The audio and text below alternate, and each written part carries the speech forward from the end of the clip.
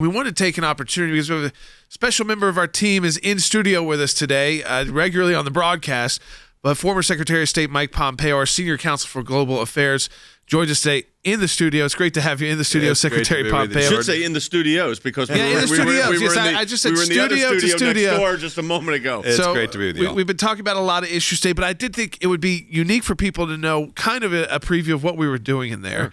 And one of the first topics we went to, of course, was foreign policy, the issues that everyone is talking about right now. Of course, China and how we hold China accountable. We've talked about on the radio broadcast. We got into some greater detail for our documentary coming out in the fall just a few minutes ago. But this idea that it always seems like it's like an uphill challenge to hold the Chinese in line. But as Secretary of State, you did that. If you were going to just fundamentally combat China with the virus and what they're doing around the world, what they're doing in their region of the world as well, what does that look like for people? It begins with a central understanding that they're a real threat. For 50 years, we viewed them as a partner, tried to build out the U.S. economy. Fair enough. Today, the Chinese Communist Party wants to undermine our very way of life here, and so that requires a fundamentally different conception of how we deal with them. This is what we did. So the president said we want fair and equitable trade, so we put tariffs on. We said, you're going to foist this virus on the world. We're going to close our borders to China. We kicked a bunch of Chinese spies out when I made the decision to close the Chinese consulate in Houston, Texas. Yeah. There are a number of actions, some of which we got done, many of which we were still working on, that have to take place. In foreign policy also, of course, you can't and we don't overlook the significant progress we made with the previous administration, with you and as Secretary of State, with the Middle East as well. That has always been a very challenging region of the world.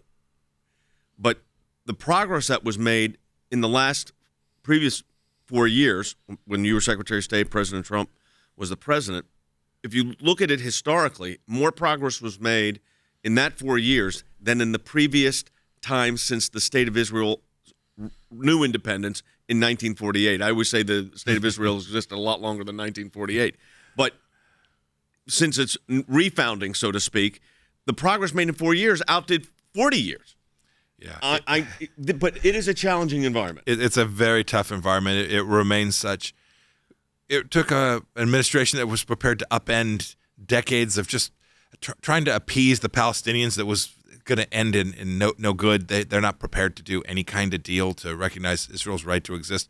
And we said, fine, we'd like your life to be better in the West Bank and Gaza Strip, but we're not going to let that stop us from building up peace. And so we punished the Iranian regime.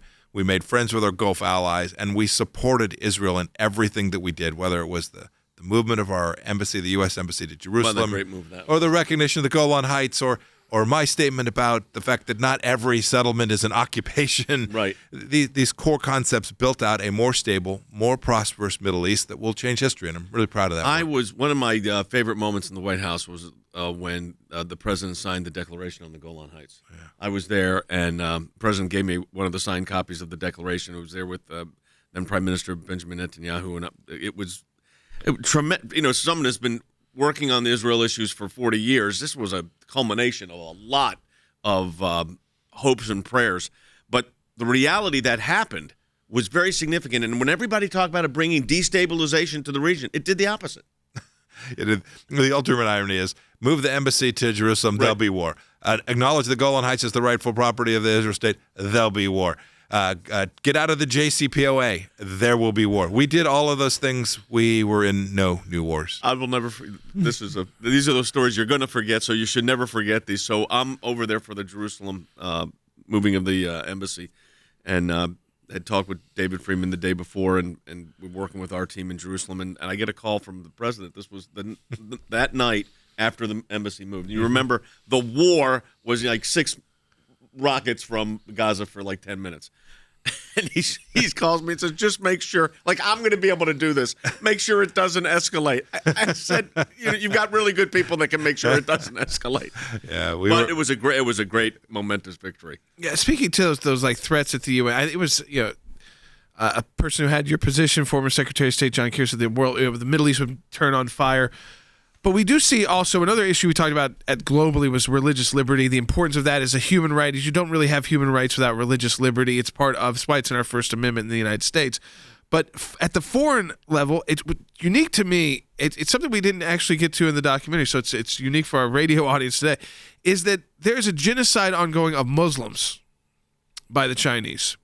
And yet still the UN and international institutions and bodies seem so afraid to acknowledge that. Yet it seemed like to me, if they were any different type of Muslims, or maybe if they were in different parts of the world would be, in uproar, rightly so, like we should be now, like the U.S. is taking the position that there's the genocide. But the rest of the world, it's like these Muslims don't matter.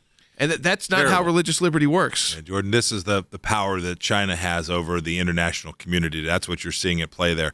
None of the large Muslim countries wants to acknowledge what they know is true, that there are 1 million Muslims held in internment camps, that they're being treated in ways that are historically horrific.